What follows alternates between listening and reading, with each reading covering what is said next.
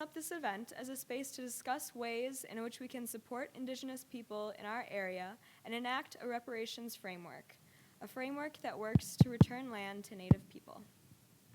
Thank you. So thank you, Julia, for that. And I just want to say that land acknowledgements, they're a useful way for sparking awareness about these issues. Is this on? And they're definitely not going anywhere near what we need to do in terms of returning land, but it's important that we know whose land that we're on, and we can start to have conversations, learn more, and make some changes. So my name is Corrie Grosse. I'm an assistant professor of environmental studies here at CSB SJU, and I'm just really thrilled to have this event. We had a similar one last year, and it was we had tons of people, and this is great turnout too, so thank you so much for coming out.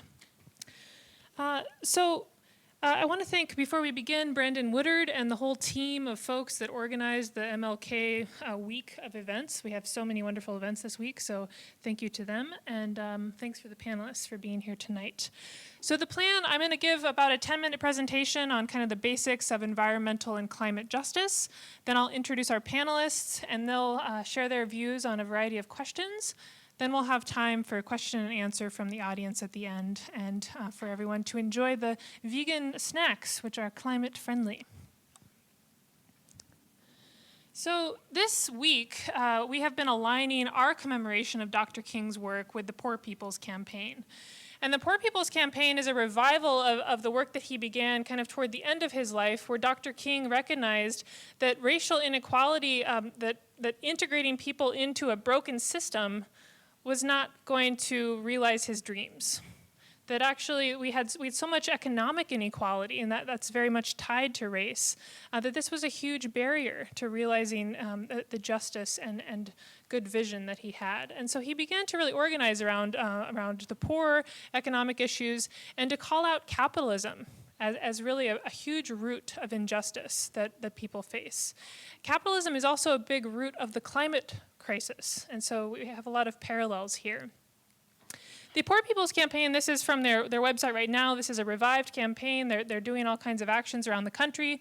And they say on their website, we are committed to lifting up and deepening the leadership of those most affected by systematic racism, poverty, the war economy, and ecological devastation, and to building unity across lines of division.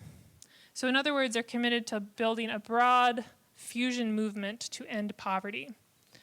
Recognizing how all of our movements and all of our desires for social justice intersect is really vital for addressing the roots of the problems and for getting enough people involved to actually create solutions.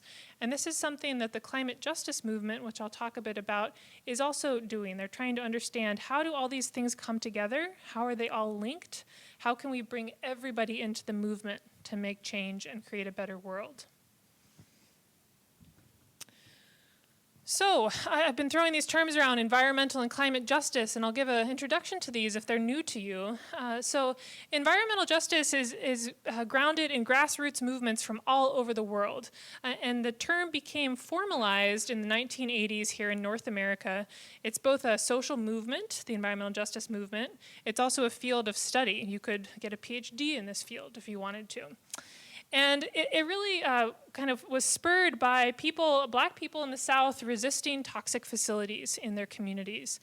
And so in 1987, the United Church of Christ commissioned a study, and they found that statistically, people of color were disproportionately located or living next to toxic facilities. So 3 out of 5 Latinx and Black Americans were living next to toxic sites. And this has been documented over and over. Unfortunately, it hasn't gotten any better. And this is what we call environmental racism, where people of color in poor communities, they are actually targeted for the siting of hazardous facilities. And that's because they often have maybe less financial resources to fight big corporations, maybe fewer legal resources, and they're perceived as having less political power, which we know from cases from many cases around the world that actually they have the capacity to rise up and organize their communities and resist these things. That's why we have this movement. But that's kind of the origin of it. Another key point of environmental justice that I want to share with you is how the environmental justice movement defines environment. So I think a lot of us here might think of environment as like, oh, the arboretum, the outside, the wilderness. But in fact, the environment is where we live, work, and play. That's how the movement redefined this idea. And so not only our outside environments, but our built environments should be safe, should be healthy, right? That's the goal of the movement. And I also want to point out the artwork that I've been showing. This is by Ricardo Levins Morales, and he was our keynote speaker here on Monday at St. John's. He's a fabulous Minneapolis-based activist and artist, and produces just wonderful art for grassroots movements. His display, actually, a bunch of his art is in the Great Hall at St. John's this week, so I encourage you to check it out. So that brings us to where we actually really formalized environmental justice, and it's part of the Environmental Protection Agency of the United States. And so this is how the US EPA defines environmental justice. They say it is the fair and meaningful involvement of all people, regardless of race, color, national origin, or income, with respect to the development, implementation, and enforcement of environmental laws, regulations, and policies. So basically, people who are most affected by environmental harms should be in leadership roles, identifying what those harms are, stopping the projects that are proposed, and creating solutions. And I bold meaningful here, because this is really important to think about. A few examples. So in Puerto Rico, after Hurricane Maria, people were given, survivors of the storm were given federal aid information, emergency aid information in English. And a lot of them speak Spanish, right? So that's not meaningful involvement. Another example would be if you have a public meeting to consider an oil pipeline, for example, and the meeting is held at 2 p.m. on a Tuesday. That excludes a lot of working people, right, who work 9-to-5 jobs, can't take off for things like that. So how do we meaningfully involve people in these decision-making processes? That's really key. So our environment has been heating up. As we all know, the last 5 years were the hottest years ever. And 2019 was the second hottest year on record. This trend, it's going up, and the little bits of variation you see can be explained by an El Nino versus a La Nina year, which has impacts on the global temperature. But overall, we see a big increase in our global average temperature since the Industrial Revolution. We've actually increased our global average temperature by 1 degree Celsius as of 2019. And that equates to about 1.8 degrees Fahrenheit. And this one got messed up, but you can imagine what it would look like. This is due to burning fossil fuels, primarily, or to emitting greenhouse gases into our atmosphere. How do we know this? We've been measuring it since 1959 up on a volcano in Hawaii. And we've seen this hockey stick curve is what it's called, but you see it just goes up and up and up and up. And it matches our temperature curve, right? And we know that this should happen based on the science of the greenhouse effect. So that's what's going on with the climate. And so as a result of this, the global community asked the Intergovernmental Panel on Climate Change, which is a global body of scientists who get together to synthesize all the latest peer-reviewed research on climate change. They asked that body of scientists, what would it take to stay below 1.5 degrees? Because above 1.5 degrees, things get really bad. Whole island nations go underwater, massive extinction, biodiversity loss, drought, superstorms, these things just get worse and worse. And this panel of scientists, they came back and they said, well, to stay under 1.5, we need to decrease our emissions by about half in the next 10 years, by 2030. This is very unusual for scientists to give these types of policy recommendations. And the reason they're doing this is because it's really urgent. So who caused this problem? We know that actually two-thirds of all emissions since the Industrial Revolution were caused by about 90 corporations, some of the biggest fossil fuel companies in the world. We can also think about who's responsible if we break it down by rich and poor. So the richest 10% produce half of our global carbon dioxide emissions. The poorest 50% generate only a tenth of these emissions. And there's an injustice built in here because while the poor are least responsible, they are most affected, first and worst, by climate crisis. So climate justice then, easy way to define this is that it's the idea that climate crisis, climate change, is a social justice issue. And that's because the causes, consequences, and solutions to climate change are all social, and they all have inequality built in. So the causes, as I mentioned, are way of living, right? Our economy, our transportation system, our culture has something to do with this. And we know it's the privileged folks who emit the most. The consequences are people dying, people losing their homes, more instances of disease. And again, the poor, people of color, global south, they tend to be most affected. The solutions are social because we've had the science of climate change for decades. We've been meeting at the United Nations since I was 2 years old to talk about this. And we have not really accomplished that much based on the severity of the problem, right? And so we need social movements. We need people rising up to demand ambition from their governments, from their schools, from their towns. And so these are just some photos of what is called the climate justice movement, which is growing, and it's very broad. It includes a lot of different people. So they were demanding system change, not climate change, since 2015. We need to change our system. They've been trying to break free from fossil fuels in continents all over the world. In 2018, a 15-year-old Swedish girl named Greta Thunberg started striking out of school every Friday, demanding that the Swedish parliament address climate change. And she inspired a whole global movement of students who are striking out of school.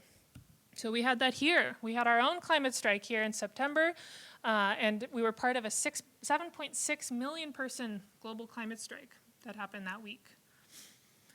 We also locally have resistance to a proposed oil pipeline called the Line 3 pipeline. It would go through northern Minnesota. And a lot of us went to protect Gitchigami, or Lake Superior, from this pipeline in September. And then many of us have gone to the United Nations climate negotiations in the last few years. So this is just from December. Many of us were in Madrid, and students here were demanding climate justice. They were demanding ambition from our global leaders.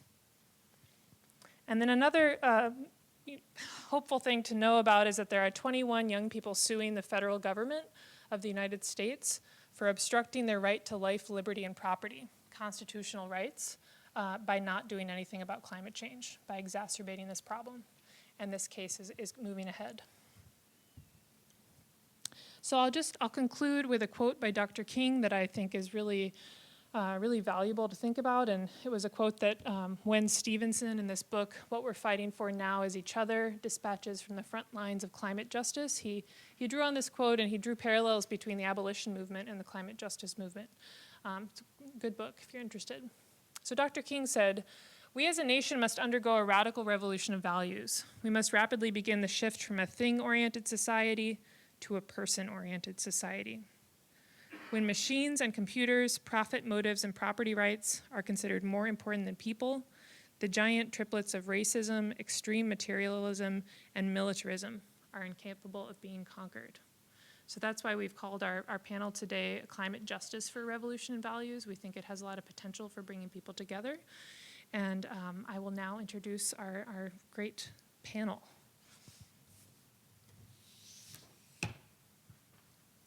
Okay, so I'll start over here, closest to me. So we've got Ale Gallardo, who uses the pronouns she, her. Ale is a senior environmental studies major. She's interning with the off-campus Latinx organization called COPAL, and she's also a student organizer with Climate Justice Club. And I asked all of our panelists today to give me one word that they associated with climate justice, and Ale's word is intersectionality.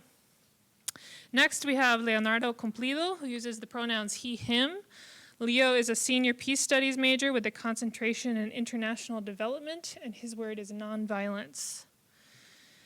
We then have Elena Lozano, who uses the pronouns she, her. Elena is a sophomore environmental studies and biology double major. She's president of Sustainability Alliance and orientation leader for Community Kitchen, and her word is equality. Next, we have Sophie Baisi, who uses the pronouns she, her. Sophie is a senior biology major with a Hispanic Studies minor.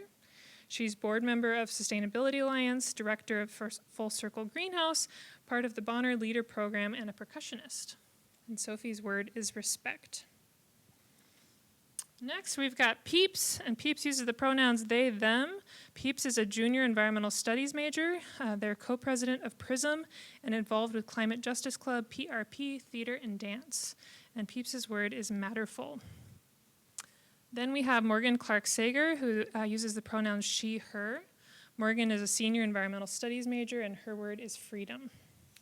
And finally, we have Julia Abel, who uses the pronouns she, her. Julia is a senior environmental studies major and anthropology minor. She's involved in Climate Justice Club and the Full Circle Greenhouse, and also serves as programming assistant for CSB Sustainability. And Julia's word is relationships. So, to get us going, I'd just like to start with the question, and maybe we'll just go down the line. What would a world with climate justice look like for you? And we'll pass the mic. Are you ready to start? Is that okay? Yeah, and you'll see me looking down at my notes because I'm kind of more of an internal processor and took some time ahead to reflect on these questions. But a world with climate justice, for me, looks like a world with food sovereignty, a world where people have sustainable access to healthy and culturally appropriate foods. A world with climate justice is one where we have dependable access to transportation, healthcare, and education, and one where we don't have to worry about going into debt for being sick or going to school. A world with climate justice is one where communities prioritize their ethical values and seek to manifest them, where we welcome and celebrate the diversity of beliefs, ability, and cultures, where there are fluid boundaries that don't exclude and oppress people. And I say this in reference to the way we have boundaries excluding immigrants from different communities, and just a world where we invite people and offer sanctuary. A world with climate justice is one where we embrace transparency and accountability of each other and of our leaders. It is also one where I imagine that it's really like colorful and bright and full of like art and music, and we celebrate culture and we celebrate all the differences that make us like really strong in our diversity.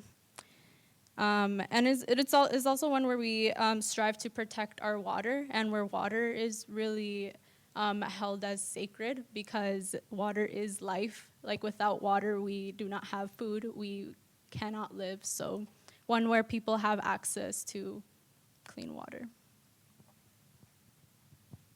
Thank you. Thank you for that. Before I begin, I want to just say thank you for coming. I appreciate it.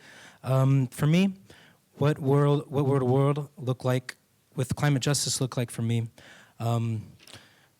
So what I said was indigenous and queer-led, but more importantly, for indigenous people's rights to be documented and be put in a place where they have the authority to implement certain things, to maximize renewable energy usage and minimize impacts on people and the environment, for developed countries to stop using fossil fuels and any form of non-renewable energy, an employment transition that provides equity and equality for everyone, addressing violence with nonviolence, because nonviolence sometimes works, but always works, while violence sometimes works, but never works.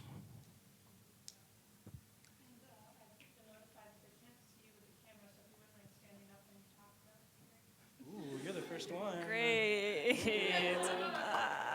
Okay, well, I'm also going to be looking at my notes, so I'm sorry about that. But thank you guys for your amazing words. A world with climate justice, to me, would look like collaborative action from all, regardless of your political background, social class, gender, or any other thing that makes you different.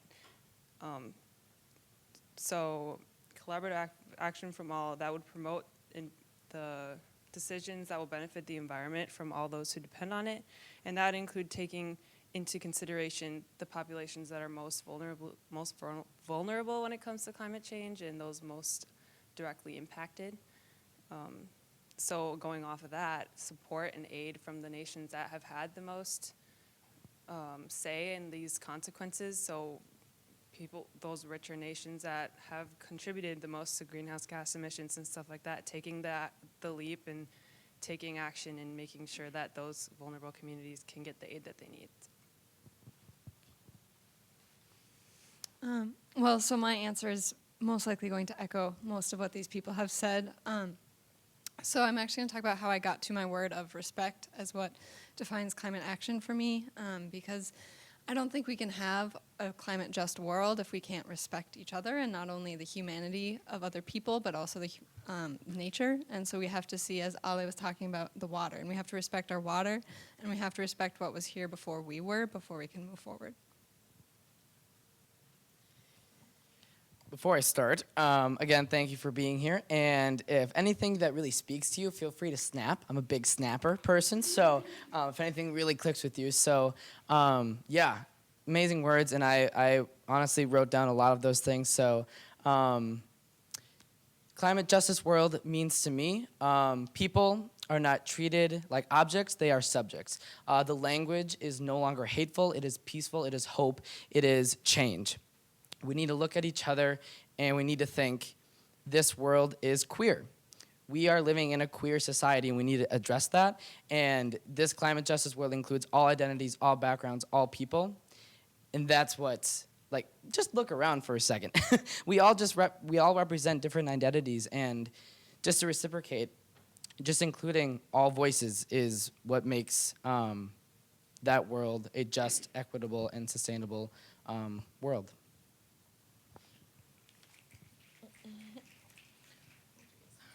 Okay, trying my best to piggyback all that because it's really all the same, and I think we can agree with this. I would simply put it that our world would be completely unrecognizable if we actually had climate justice. Because, I mean, it is kind of getting towards our other question of like what it would be without it. And it's like our world right now is the world we're living in. It has no climate justice at all. Because if it did, we wouldn't be sitting here. We wouldn't be talking about it. We wouldn't be struggling and fighting so hard for this precious planet. Like, we wouldn't be here. And so when I sat down and I was looking at these questions, I was really struggling to answer that because, honestly, I don't know what it would look like. And I would be so excited because if it's anything beyond what we're seeing now, I think that's worth fighting for. And so I don't know. It's like so complex, but also so simple to me, and I wish everyone understood that. Wow, what a privilege it is to be here with all of you right now, and to be here with all of these incredible people and friends.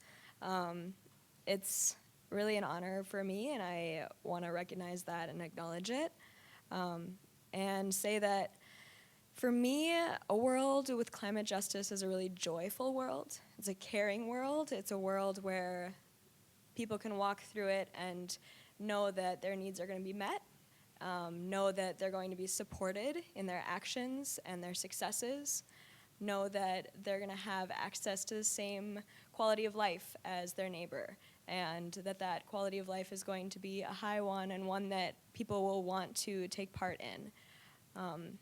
It's a very colorful world, a world where I see a lot of imagination and creativity, where that is fostered and nurtured in all of us because we all have really creative spirits. And a world where we recenter our relationship not only with ourselves and with our communities, but recenter our relationship with nature and the environment. Because right now, it's a dichotomy, it's a binary. It's us versus nature, man versus the outside and the outdoors. And we need to understand that we are part of nature. We're animals too. And it's a reciprocal relationship. It's a give and take. So recognizing that, I think, is one of the first steps, and something that I find a lot of like hope and drive in. Thanks, Julia. You can keep the mic down there. Okay. So the second question I have for our panelists, I'm going to skip for time. The theme of Martin Luther King Jr. Week this year at CSBSJU is the Poor People's Campaign. So I'd like you to reflect on how you see climate crisis and climate justice relating to this theme of the Poor People's Campaign. I'm starting now, right? Okay. Hello again. So one of the first things I think about are some of the natural disasters, because that's a very prevalent and very visible physical example of climate change and the crisis we're in right now. So I think about Hurricane Dorian and how that's directly affecting families. But not only that, thinking about those that are most impacted by these changes and by these disasters, so people with accessibility or disabilities, those that are poor and living in conditions that are right on the coast, those that don't have either the knowledge or access to transportation, the ability to actually find ways out of those situations. These are all things, like the tiny details that are lost when we hear the stories in the news flash through for a day or two and then it's forgotten. But these are real people's lives that are being impacted, and that's how I connect it. For me, I try and find that humanity in it. And I'm going to stop there because if I keep going, I know I'm going to step on what everyone else is going to be saying.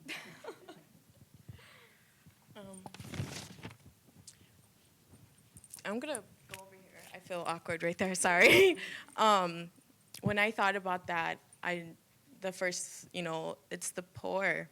That's why we're here.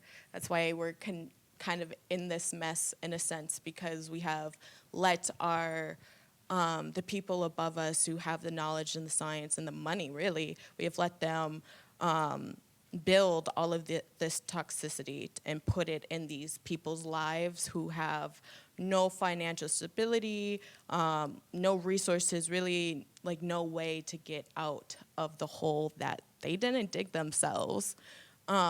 So it really does connect, and I think about the term Corrie did touch on before we start talking, environmental racism. We are purposefully, not all of us, I don't mean everyone. Obviously, the people who are doing this are just, it's just like ruining people's lives and not giving them the chance to actually make a change and help themselves and get back on their feet to keep going. So, yeah, it's all connected. I'm going to use my phone for a little bit so I don't lose my thoughts. But, yeah, I'm going to focus a little bit on the LGBTQ because I think through my intersectional queer lens, I think that needs to be discussed more. So people in poverty and poor people are currently being disproportionately affected, as we say, or as Corrie has said, and all of our panelists will say. But queer people, really any person of the LGBTQ plus community are 25 times more likely to be affected by an extreme weather event or an unnatural disaster caused by climate change. So Hurricane Katrina is the most, I think, relatable example that we can all remember. I think all of us, probably. Yeah, and that event further disproportionately affected LGBTQ people because they were already living in poverty. They were already homeless. They already have lack of resources. They already are suffering because of the AIDS epidemic. They already have all of these systems of oppression, and then climate change further disproportionates them by having a natural disaster like that.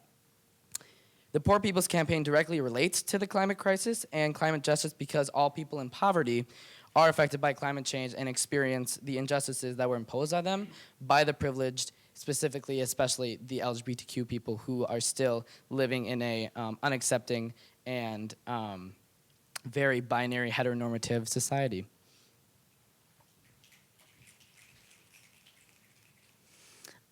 So when I'm relating climate justice to the Poor People's Campaign, when we talk about environmental racism, a lot of times I think we usually think there's like one factory next to all these homes and that's what we're talking about, and that is it. But we also have these places called sacrifice zones where we just put all of the extractive industries and all of the toxic places at once, and then we've kind of just given up on that area, whether that's in the forest and all of the people next to it. And so that's the first thing that comes to my mind because it's so widespread and there's all these different places. And so throughout my research at COP, there's even like a place in Chile that they know is a sacrifice zone. And so they've kind of tried to rebrand the whole town as this big industrial place, but really it's a place where all the poor people live who can't move out of the area. And they're living in a sacrifice zone that their country doesn't want to acknowledge. So that's the first thing I think about. And then the second thing is really how the United Nations Conference of Climate Change functions. Because you have all of the people with power, you have the representatives and the delegates in their negotiating rooms, and then you have the activists outside of that trying to get in. And a lot of the activists are Native people, they're Indigenous people, and they're all the people who are fighting for climate justice, but they're not being allowed in right now. Sophie, what does COP mean? COP is the Conference of the Parties. All right, yeah. So when I think of this question, when I was thinking of what I would say, I thought mainly of the example of Flint, Michigan, which is basically it was a water crisis that happened in Flint, Michigan, which was where a majority of people who are poor and who are people of color lived in that area. So when the state decided to change their source of water, to save money, they targeted this community and ended up, because they didn't treat the water, and these people ended up being poisoned by the water they were drinking. So but the injustice comes along in the fact that the state didn't consider these people's opinions to be taken seriously until 1 year later, which ended up causing the death of at least 12 and then 80 more being affected. So when I thought of how this intersects, I just thought of that example. So.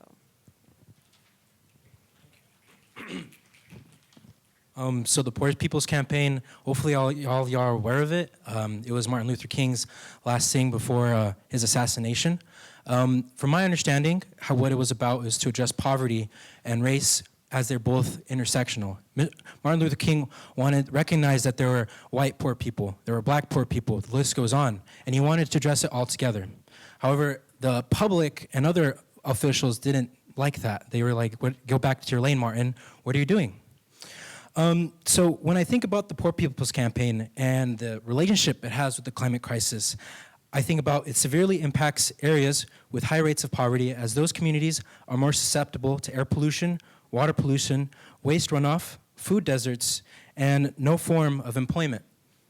These areas with extreme poverty are in redlining areas, and these areas are labeled for high risk for safety. So generally just not recommended for the population to go through there or even live there, which affects how mortgages are distributed. Thus, areas with higher rates of low-income families are not equally or equitably supported compared to areas with higher income families. So just think about that, just the fact that higher income areas are just more supported by the state, by the federal area, they're just given more money, and just low-income areas are just, left there to deal with the catastrophes from catastrophes from climate change.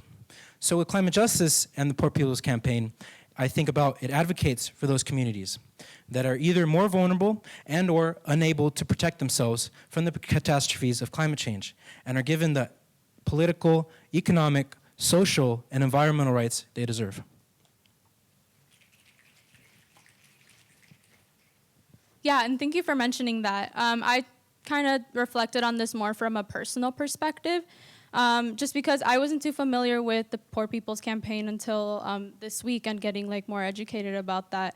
But as a person of color coming from a community plagued with poverty, historically the communities surrounding mine and where I come from in Los Angeles were historically affected by things like redlining, and we literally live next to this city of industry. And I live next an 8-minute walk from the LA River, but our section of the LA River is literally a cement thing. But yeah, so I resonate with the principles of the Poor People's Campaign a lot. After MLK's death, people were asking themselves whether the republic for which they stood for would ever stand for them. And growing up, I found it hard for myself to be an advocate for this country and its values because the system doesn't care about me.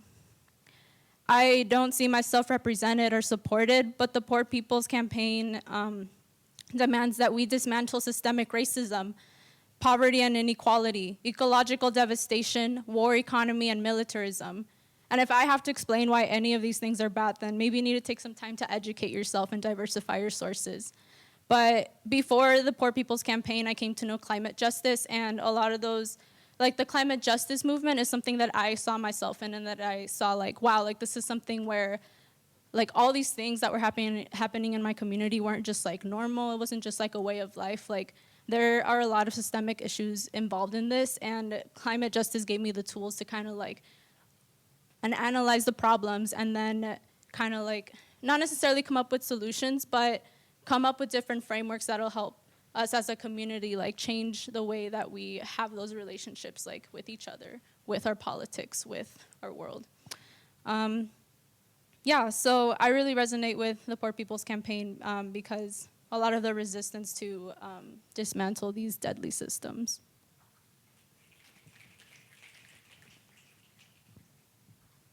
So the next question I have would be, students have been organizing to ensure that the next president of St. John's University is a climate justice champion.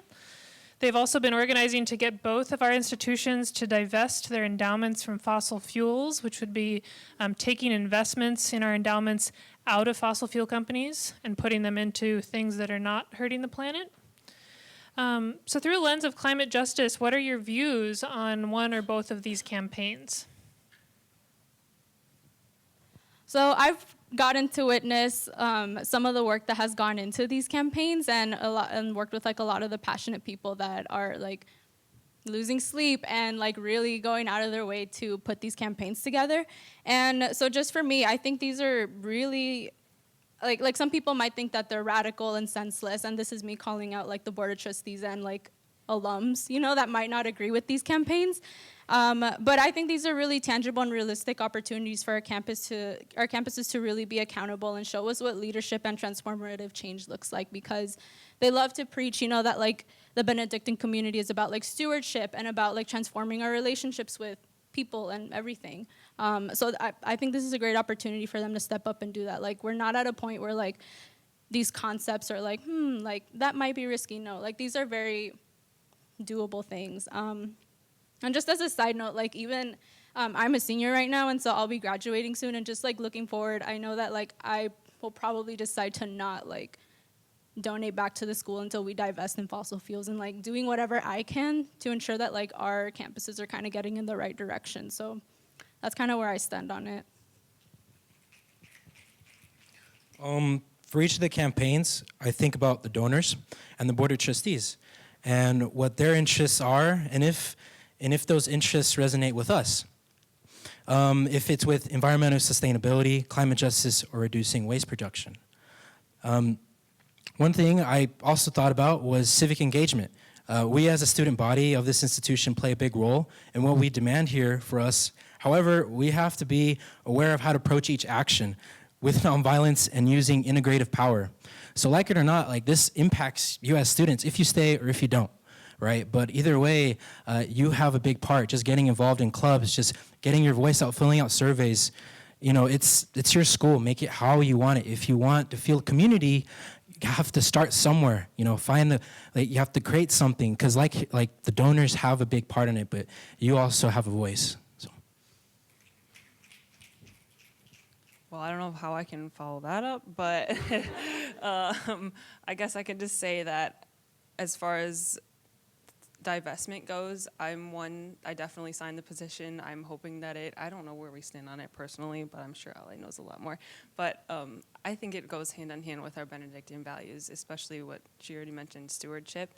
So just going from there and seeing what we can do after that, I think is a step in the right direction, and to getting to raise even more awareness about this issue. Even for other schools, we can be a role model school at that point. So I think we're doing great things. We need to continue to work on that and get engagement like this. This is awesome for all these people here.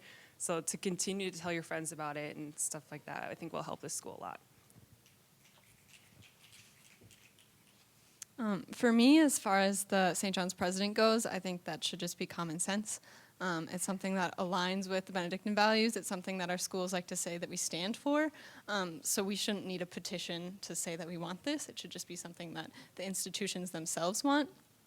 And then as far as divestment, the first thing I think of when we're talking about divesting is like, can we actually do this? Like, doesn't that sound like a huge, like, what do we all have to do? Aren't we like in all these different funds and companies, and how does it work?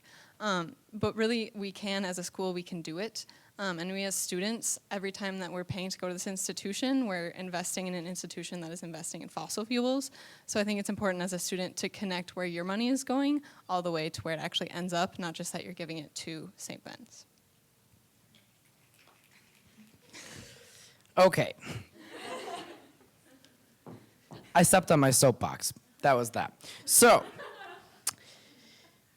I can't fathom how I literally have no words. I wrote everything down you all just said. So, I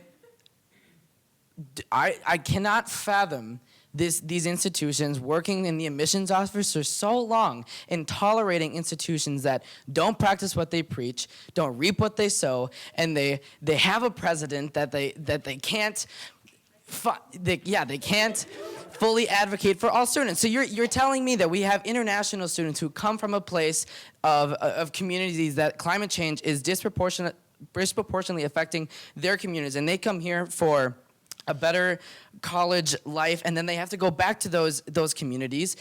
And you're saying that we're being fully inclusive, but we're not actually having those resources for those students, and we're not allocating for those people. So, yeah, everything, the campaigns are just, common sense, like, duh, dummy, like that kind of thing. Like, and I just get really riled up. I worked in admissions for a while, and I was a lot of questions like that sparked on tours, and it was really hard to just put on my face. And now that I don't work there anymore, I get to have this kind of talk, which is really nice. Biggest thing is more resources on campus, and with those two campaigns, it's it's about the life, about the college experience that you want other students to have, especially.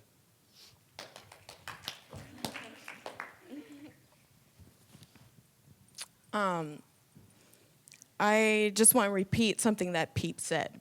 Practice what you preach. Practice what you preach. I want to scream that. I've noticed that ever since the day I stepped on this campus that we falsely advertise our school in many, many ways. And first place is our sustainability, protecting our environment. Like, we love to, dedicate time to certain classes, certain seminars like this, and I could not be more appreciative of that. But why are we now doing it? Why is it happening now? Why didn't it happen a long, long time ago? I know the people who run the school ain't stupid. So, so when it comes to the presidents, yes, that's common sense. That is common sense. We should be putting people in place to run the school who know what they're doing, who want to make a change, who are not like, they're just college students. No, we're going out into this world that you left a mess for us to clean up. So we need to have leaders, we need to have admin, faculty members who have the raging passion that we do. And so then when it comes to divesting in fossil fuels, that's another common sense. I mean, it is a little more tricky, because there's a lot more things that go into that. But why aren't we doing it? So again, we need to start practicing what we preach. We all talk, but no walk. Like, come on, y'all. We need to get up. We need to do something about this. And on that note, you all are the ones with the voice and the power on this campus. We are the students, and this college would not exist without students. That's what a college is for. Recognize that you have that privilege and you have that power. You have that ability to raise your voice when you see something that's wrong and you have a concern. And you're questioning, where's the moral in that? Or how is that impacting me because I'm seeing XYZ down the road? Or what kind of impact does that decision have on my neighbors next door or across the ocean? Because right now, this is the time when we are learning most about ourselves and the world around us, and we have the most power to make that change so directly on this campus. So, little promo here. The Climate Justice Club will be starting up again this semester, and each and every one of you has a part in that and plays a role, and we would love your support because we want your input, and we want to stand with you. You're students like us, and this is the world that we are going to be living in the future. Let's make it a world that we actually want to live in. So thank you all for being here, and We'll have plenty more info if you want to find the petition or get involved in the divestment campaign.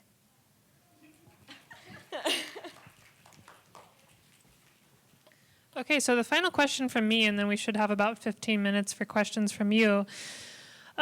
Especially toward the end of Dr. King's life, before escalating threats culminated in his assassination, King was asserting that many of the struggles of his time, racial inequality, poverty, politics, health, and human rights, were all linked. As we've discussed tonight, climate justice is also linked. In Dr. King's Memphis address the day before he was killed, he said, quote, "We've got some difficult days ahead, but it doesn't matter with me now, because I've been to the mountaintop, and I've looked over, and I've seen the promised land. I may not get there with you, but I want you to know tonight that we, as a people, will get to the promised land." In the face of such massive, interrelated challenges, how do you stay motivated and hopeful about climate justice? What gives you hope that we will, indeed, get to King's promised land?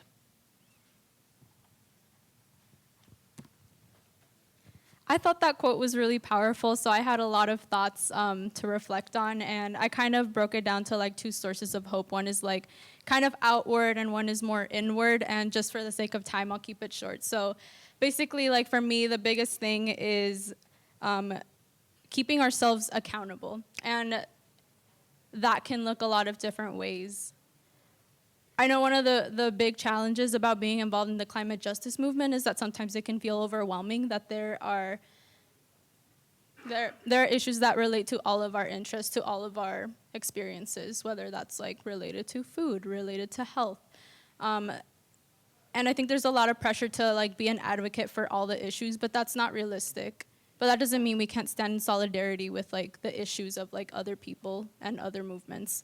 So for me, like one of the things is like making sure that like I am like advocating and committing and being active in these roles that for the issues that I care about, and also like being there to support like the work that other people are doing, but giving myself grace and knowing that I don't have to change the world completely. You know, like it doesn't have to be like, we don't have to do everything overnight. We're not gonna solve this overnight. And like if we each can commit to like our little piece and our little accountability and like know that, okay, like it's impossible to, you know, like live a zero waste lifestyle, like realistically, you know, just by being alive, like it's not really possible. So like we can't like set the standard that way and just say, well, I can't do it, so I'm just gonna take a step back and like not do it. Like I think we can each play our small roles and like keep trying and giving ourselves grace and just trying to do better every day. So that's kind of like more of like an inward personal one. And one that I'll give, like one that I've shared, just having studied environmental studies and like these issues for like 4 years and having it been like really overwhelming, and then learning how to kind of like manage that like mentally, emotionally, and like in practice. What gives me hope and motivation about climate justice is if we continue nonviolence practices with ourselves and others in movements, demonstrations, and development planning moving forward. A big motivation for me right now is the youth movement. It gives me hope because it reminds me the interests the next generation will have, and the work many people and myself are doing isn't for nothing, as they will continue such work and ensure the future is more inclusive and mindful about how to protect human and non-human environments. Yeah, so I've often felt overwhelmed diving into this field 1 year ago.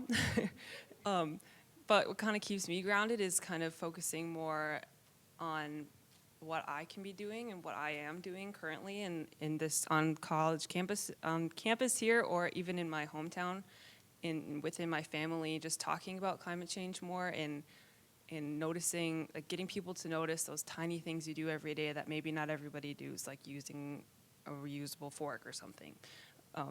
So those little things help me kind of get grounded and make reinforcing the fact that this is a good thing for me to be doing. This is an issue that needs to be focused on for years and years. But in order to be able to do that in a healthy way, you gotta sometimes take a step back and say, it's gonna be okay. I have friends that are gonna support me, and the work I'm doing is gonna amount to something. So then also looking at a broader perspective at the work that students are and big corporations are already doing. So like the Juliana plaintiffs that were mentioned earlier, that's really inspiring to me too. So kind of knowing that little things are being done here and there. There's still a lot of work to be done, but we're doing what we can right now. For me, it's really easy to be hopeful when I'm on this campus because I'm surrounded by all of these people who are so passionate about the same issues that I am. And so sometimes when you're down about one issue or you feel so overwhelmed, you can go talk to someone else. And they can maybe put it in a different perspective, and then you get that renewed hope all over again. So being on this campus and having our environmental studies department and having more courses that include climate justice in their curriculum makes it much easier to be hopeful. But when I go home, it's a lot more difficult because I come from a very rural farming community, and so everyone is very much stuck in their ways. And so when I go home, I have to think about all of the little steps, and that each conversation I have, I don't have to make it directly about climate justice, but just including maybe that one sentence in there that will maybe get the other person to start thinking about it and take those baby steps, which takes a lot more time, which we don't have, but it's what I can get and what I can do at this time.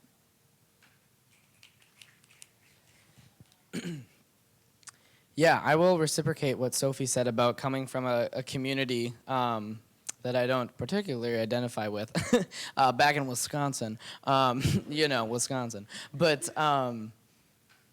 yeah, this community definitely gives me a lot of hope, but I think the biggest amount of hope is what I saw at the conference in Madrid was the unification and the diversity among the people that really brought together that community. I mean, we all sat in a circle and we're just pissed off. We're just fed up with nothing happening and nothing getting done. And it was Wednesday of the conference and they were talking about next year. Like, why are we going to have another conference? So I thought to myself, I'm sitting around these people. We all have the same purpose of being here. And I felt that spark of hope, that the same spark that Greta Thunberg that lit with the youth social movement, and not to address Greta because there's so many other youth, indigenous, queer activists that are just as important as Greta as well. So the people that I surround myself with and the people in this room are huge amounts of hope, but.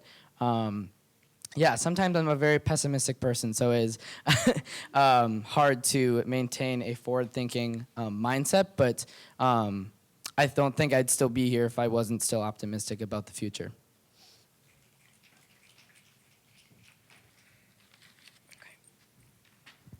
I just want to be honest first before I say my answer. It's really, really hard, actually, to stay hopeful in this moment. This is a very depressing topic. It's scary, and it affects everyone, and it's just a lot. It's very overwhelming. It's definitely one of my anxiety triggers. I don't know about y'all, but it's hard. It's really hard to stay hopeful sometimes because, just looking at our history, watching like civilizations, go so far and then just crash and burn, and then just like the fact that we have had the knowledge that we've had for so long and nothing has happened yet, that's very discouraging. And so I just want to be honest about that. So like if you're having same thoughts, it's okay. Like I'm there with you. But what keeps me going is the fact that we're talking about it, the fact that I'm trying to do something about it and share it with other people and bring awareness to it. And what also gives me hope is that I'm starting to see this stuff in like the news, like it's headlines. Like that's some big stuff because this wasn't like that before. And so this is kind of weird and you might think it's a little morbid, but like the fact that we're scared also gives me hope. I don't think I've ever seen our world so scared before, like through all the education I've had, we're terrified and we need to be. We need to be scared because we're running out of time. And so the fact that everyone's starting to like get it, that's becoming hopeful. Like it's hopeful, and hopefully we'll let that continue to feel us.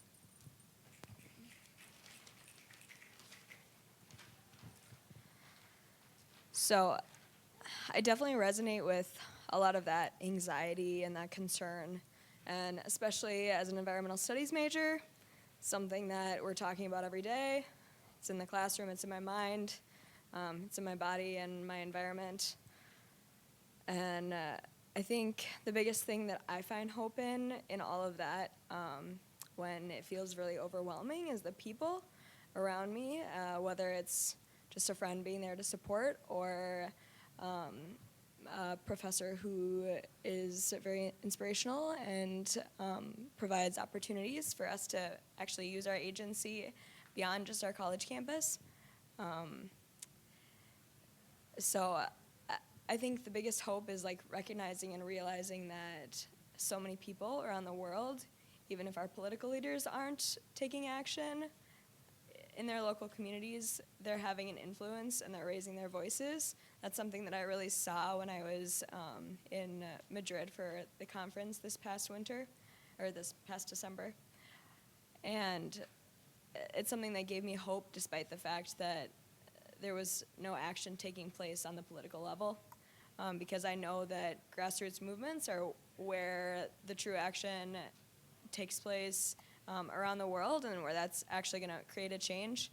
And movements like this have happened for centuries.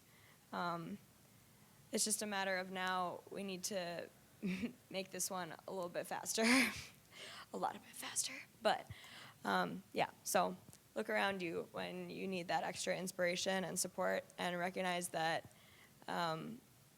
walking with and raising up those around you is just as important as raising your own voice too.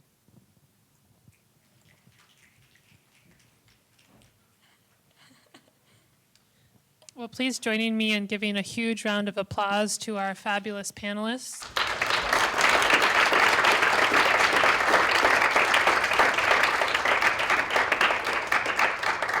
So we have 15 minutes left in our program tonight, and that's space for you all to ask questions of our panelists, and then whoever wants to answer can go ahead and answer those, and I'll run around with the microphone because this is being filmed. So, questions?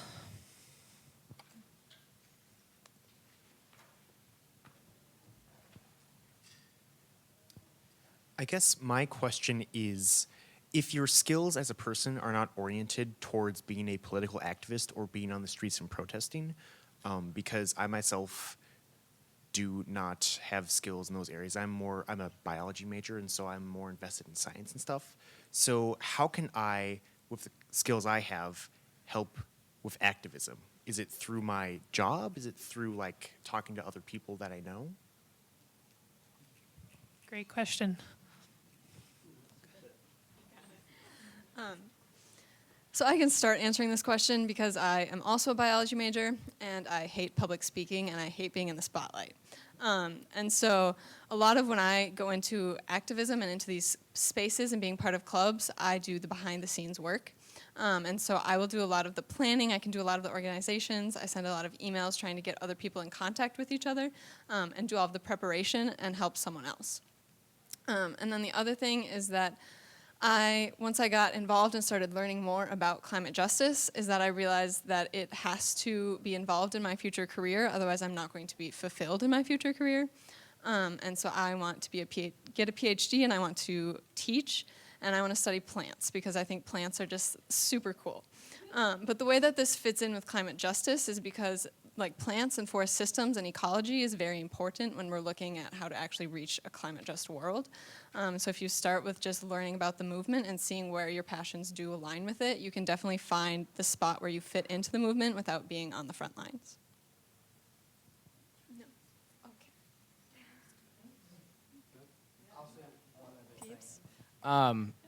Yeah. So I used to be a science major, and I think what really got me into environmental studies, other than a lot of things, but the thing I think we could relate, is vulnerability and stepping out of your comfort zone.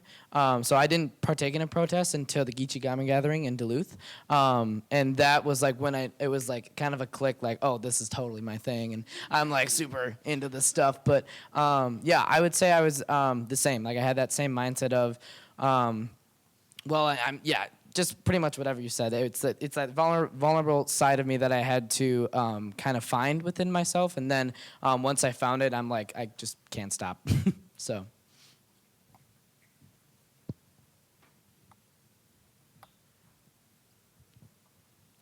Hello.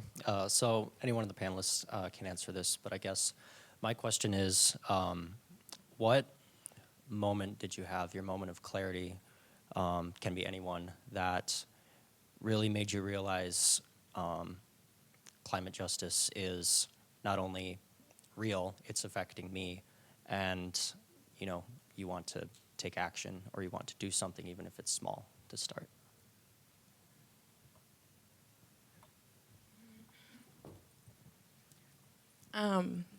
Thank you for coming. And those who are leaving, thank you for coming too. I mean, from my standpoint, it's a little more personal, and a few people alongside me can understand that. But honestly, just looking in the mirror and seeing my skin, because I don't know, like I'm half white, half black, but most people don't really acknowledge the white part of me. They're just like, oh, she's a little darker, so she's probably black. Which, you may not be wrong, but so that really got it going for me. I've been interested in this stuff since I was young, because I've always was limited to this knowledge in some way while growing up. I've had to fight in a different way than most to get to this place. And so, but what really just, I don't know, how to describe it, but what really got me going was actually being invited to do a similar panel with Corrie last year. And just because I don't know, it was just so powerful and so moving. Our audience was actually a little older, which was refreshing in a sense, because we're so used to talking about this to our younger generations, but we need to be doing it with our older ones too, because they haven't died yet. They can still do stuff. You can still do something. I promise. God put you on this earth for a reason. So, so that's just kind of where it started. So childhood, and then just investing more time in events like this really got me hopeful and more passionate. And yeah, being around these people, connecting, having great friendships, all of that is what really got it going.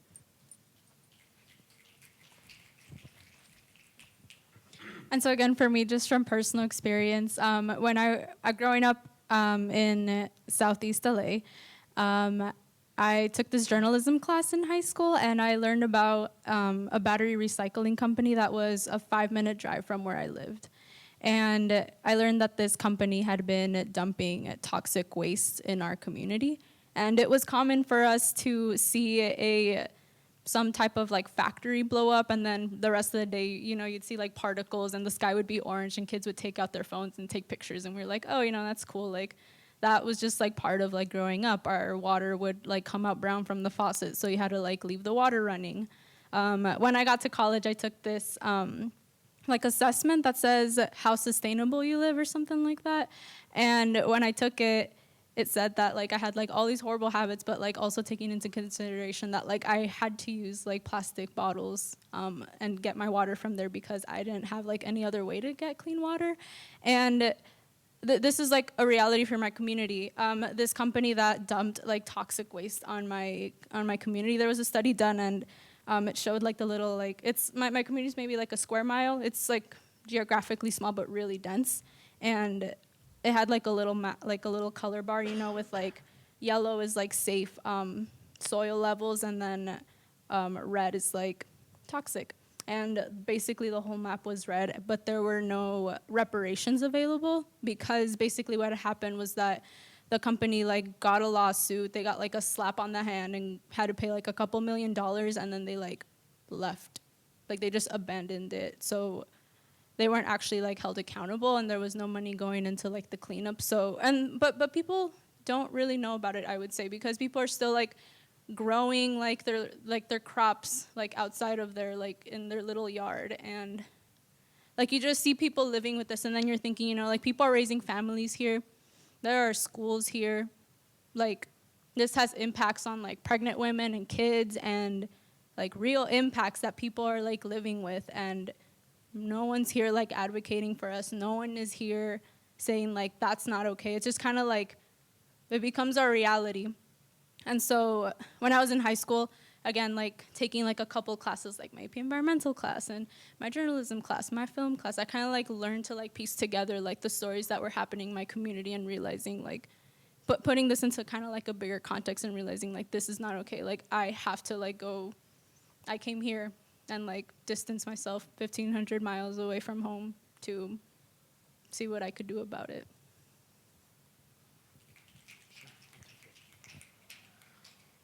So can you repeat your question again? I just want to. Yeah, sure. Was it like the spark? Yeah, I guess, yeah. So like, what kind of was your eureka moment that justice was something that you felt solved? Okay. For me was, okay, I'm gonna make it personal a little bit, just to be vulnerable with you, was when my younger sister was born. I realized she's gonna grow up in this world. You know, we all have younger siblings. And I'm just like, whoa, this is happening. I don't want them to grow up in a place that I messed up or the older generation messed up. I wanna do something about it. So it's looking at the youth around me and just like my previous experience working at the Boys and Girls Club, just taking volunteer opportunities, and I'm like, whoa, this is gonna impact them like it or not. And I'm from Denver, right? And that area has a high rate of smog, a smog population. And you can see it actually, if you go visit the mountains and look at Denver from the distance, you can see the brown smog just hanging over. And there's high amounts of asthma around kids. So it's affecting them, right? Affecting their health. So I'm just thinking, whoa, like this is for real. And it's gonna be around after I'm gone, right? But I wanna at least do something before that happens for my younger siblings and then for other families as well. Because it's not just me. People all around me are suffering worse things than me, don't even have shelter, don't have food accessibility, don't have water. And it's like, at least I have a house, at least I have food, but those that don't, you know? So that's where that spark came in. Anybody else? No, one more question?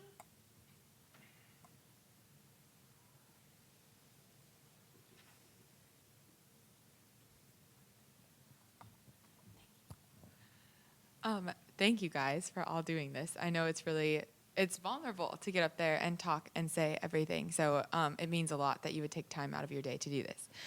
My question, I don't know if it's a good last question, but it is specifically for peeps. And I was curious if you could explain more in depth by what you mean when you say that the world is queer and how we can relate to that as well.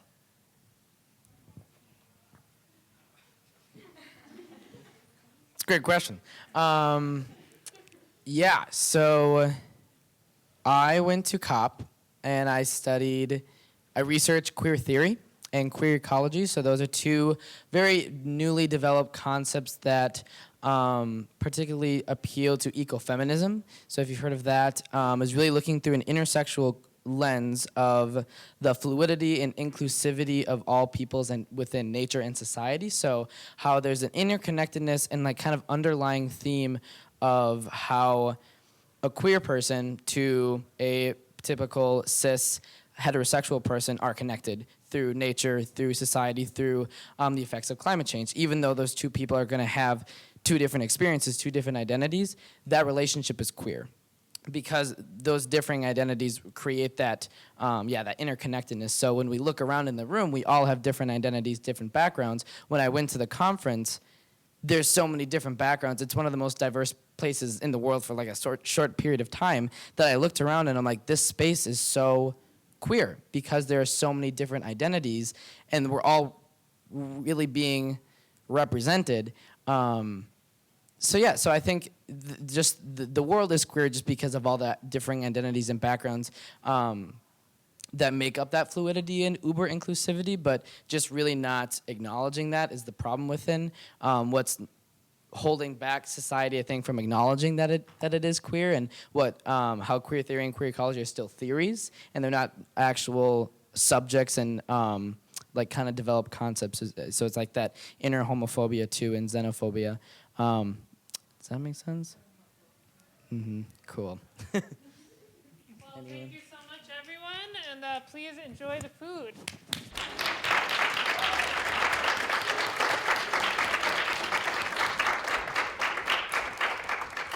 And Julia, others, how can folks get involved with Climate Justice Club or Sustainability Alliance?